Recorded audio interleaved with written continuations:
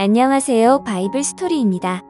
성경 내용을 정리하고 그 후에 기독교, 특히 개신교가 어떻게 생기게 되었고 어떤 가치관이 성경의 가치관인지도 이야기하려고 했습니다. 하지만 최근 개인적으로 에큐메니칼에 대하여 하고 싶은 이야기가 있어서 이렇게 번외편을 만들게 되었습니다.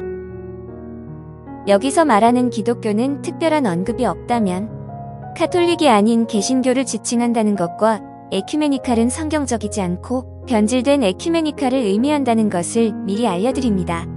자, 그러면 바로 들어가 볼까요? 사람들이 종교라고 부르는 것을 한두 문장으로 정해야 할 수가 있을지 모르겠지만 일반적으로 종교란 특정 신이 있고 그 신에 대한 설명과 그 신의 가치관을 나타내는 경전이 있으며 그 신과 신의 가르침인 경전을 그대로 믿는 형태를 가진 것을 종교라고 볼 수 있습니다. 기독교는 하나님이라는 신을 믿고 성경이 태초부터 시작해 이스라엘과 고대 중동부터 유럽의 역사임과 동시에 하나님의 말씀으로 믿기 때문에 신의 가르침인 성경을 경전으로 삼고 있는 종교입니다. 기독교인과 종교가 없는 사람의 가치관의 차이는 아래의 그림과 같은데요. 인본주의적 가치관이냐 성경적 가치관이냐의 차이로 볼 수 있겠습니다. 종교개혁 이후 시간이 흘러 이러한 기독교 안에서 기독교인이라고 말은 하지만 기독교의 가치관을 가지고 있지 않는 사람들이 등장하게 됩니다. 일반인들은 개인에 따라 불신자가 되거나 믿고 싶지 않으면 기독교를 떠나서 다른 종교로 바꾸기도 하는데 기독교 내부의 신학자와 목사 등의 위치에 있는 사람들이 믿지도 않으면서 기독교를 떠나지도 않는 현상이 있습니다.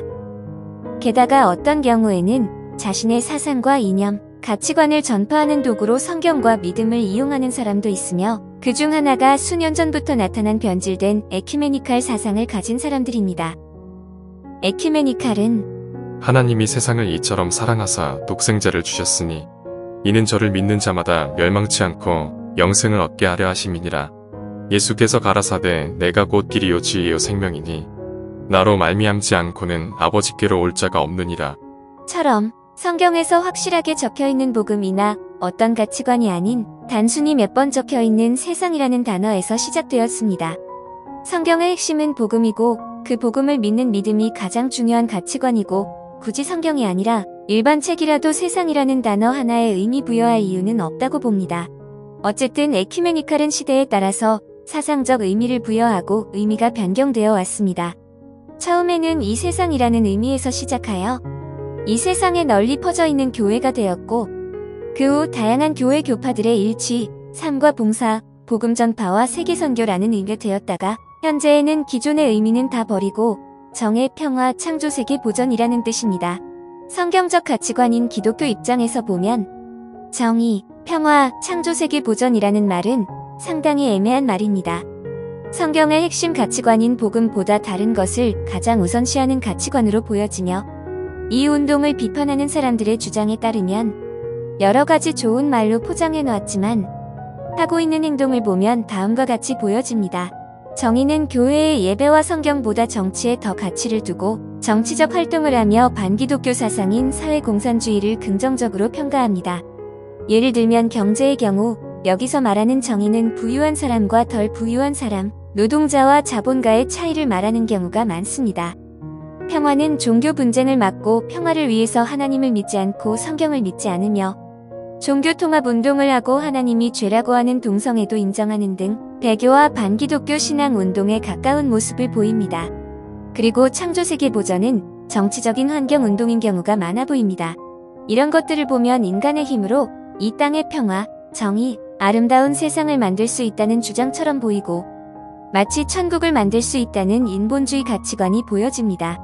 평범한 기독교 가치관으로 평가해 본다면 성경에서 말하듯이 인간은 타락한 존재이므로 완벽하지 않고 죄인입니다. 물론 정의와 평화를 위해 노력을 해야 하겠지만 정의와 평화를 구현하고 완벽하고 아름다운 세상을 구축하며 천국을 만들고 천국으로 인도하시는 분은 하나님뿐입니다. 교회의 할 일은 하나님 명령대로 우리가 아담 이후로 하나님 앞에 죄인이며 예수 그리스도의 복음을 알려주며 전파하는 것입니다. 앞에서 말한 변질된 에큐메니칼을 주장하는 사람들이 말한 것에 대한 평가는 다음과 같습니다. 정의는 노력한 대로 얻을 수 있는 하나님이 창조하신 이 세상의 법칙대로 열심히 노력한 사람 또는 축복을 받아서 성공한 사람이 무엇인가를 더 가지는 것이 정의이고 당연한 것입니다.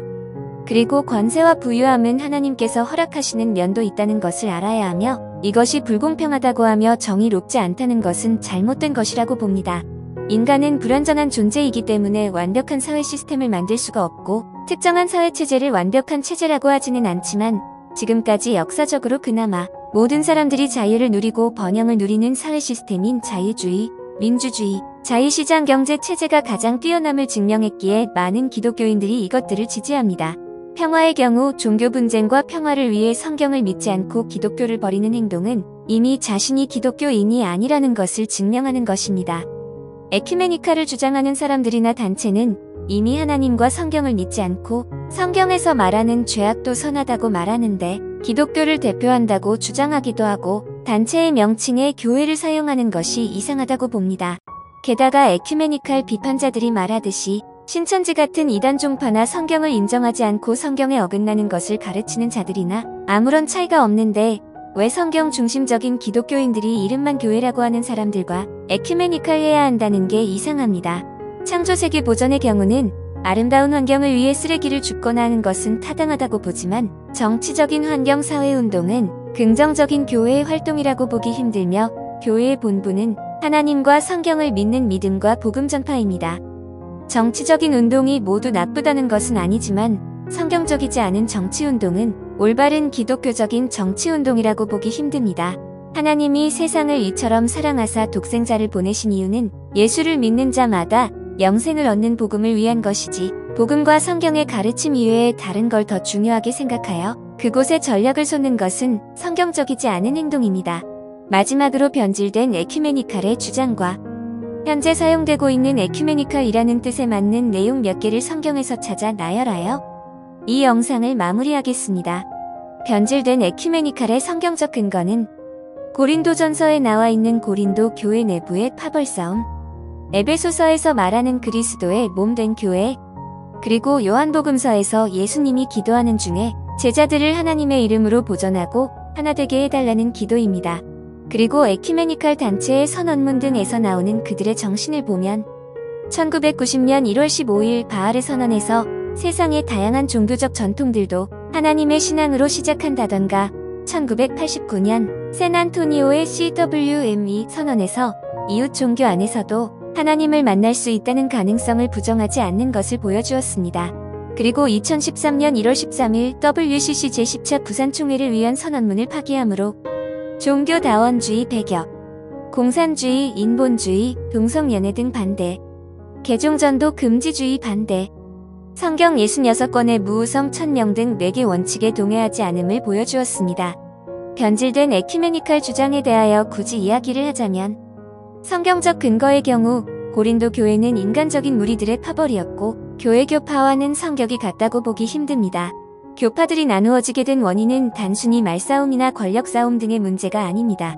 복음의 핵심 믿음은 가트나 역사적 문제 또는 정확하게 결정할 수 없는 진리 추구에 대한 인식 및 의견차의 결과이기 때문이며 교파가 나눠져 있으므로 한 교파가 변질되거나 잘못되면 즉시 이단으로 판단되고 신도들이 타교파로 이동이 가능하기 때문에 부패하거나 성경의 진리를 떠날 수 없습니다. 그리고 선언문 등을 보면 타종교에도 하나님이 있다던가 반성경적이고 반기독교적인 철학 가치관과 성적인 가치관이 있음을 알 수 있습니다. 성경에 나와 있는 현재 변질된 에큐메니칼의 예는 다음과 같습니다. 사사시대를 보면 이스라엘 민족이 에큐메니칼 정신으로 타민족 종교를 믿어 예배함으로 하나님의 징계를 받았고 베냐민 지파에서 에큐메니칼 정신으로 동성애를 하고 그들을 보호하기 때문에 다른 지파들이 악을 없애기 위하여 베냐민 지파와 전쟁을 했습니다.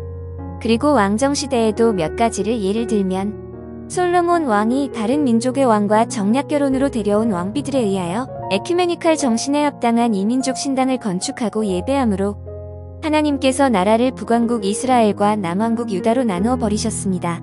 그리고 남북으로 나누어진 이스라엘 왕국들 모두 에큐메니칼 정신에 충실히 다른 민족의 신을 섬겼기 때문에 북이스라엘은 앗수르, 남유다는 바벨론에게 멸망당하도록 하나님께서 허락하셨습니다. 특히 열왕기하에 나오는 북왕국의 이야기를 보면 상당히 자세한 이야기를 알 수 있습니다. 아수르 총독이 멸망시킨 북이스라엘을 지배할 때 갑자기 사자 등 맹수들이 사람들을 물어 죽이기 때문에 이스라엘 민족의 신을 섬기지 않아서 이런 불길한 일이 생긴다고 본국에 보고하였습니다. 아수르 본국에서는 현지인 사람들에게서 이스라엘의 신을 예배하는 법을 배워서 해결하고 하였고, 북이스라엘 사람들은 아수르 사람들에게 여호와 하나님뿐 아니라 온갖 중동 신들을 예배하는 법을 가르쳐 주었습니다. 이것으로 보아 북이스라엘 사람들은 굉장히 에큐메니칼 정신에 충실하여 개종전도 하지 않음, 이스라엘만 구원받은 믿음의 사람들처럼 행동하지 않음, 이웃 종교에서도 하나님을 만날 수 있다는 가능성을 부정하지 않음을 실천하여 타종교와 평화를 이루었다는 것을 알 수 있습니다. 그리고 고대 중동에서는 종교 행위와 함께 성적으로 문란하였고 동성애 문화까지 많이 퍼져 있었으므로 이것들의 영향도 받았을 가능성도 상당히 높습니다. 이번에는 아직 성경 이야기가 다 정리되지 않았지만 번외편을 만들어 기독교 신앙과 에큐메니칼에 대하여 간단히 설명하고 개인적으로 하고 싶었던 이야기를 해봤습니다. 감사합니다.